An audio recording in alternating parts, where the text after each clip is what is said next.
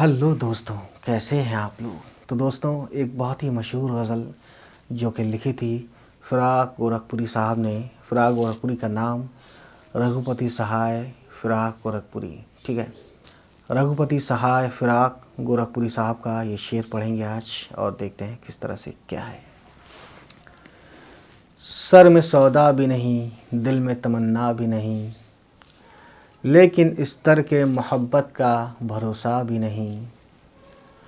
مہربانی کو محبت نہیں کہتے اے دوست، مہربانی کو محبت نہیں کہتے اے دوست، آہ اب مجھ سے تیری رنجشیں بے جا بھی نہیں۔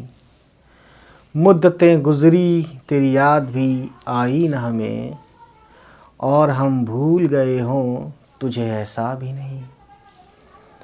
یوں تو ہنگامے اٹھاتے نہیں دیوانہ عشق، یوں تو ہنگامے اٹھاتے نہیں دیوانہ عشق، مگر اے دوست کچھ ایسوں کا ٹھکانہ بھی نہیں۔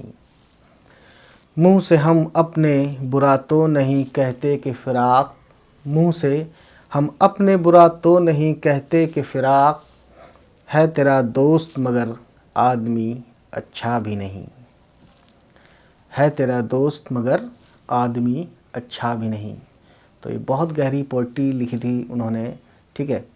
تو فراق گورکھپوری صاحب کے غزل آپ نے سنی، امید کرتا ہوں یہ غزل آپ کو اچھی لگے گی۔ چلے ملتے ہیں، بائے بائے، ٹیک کیئر۔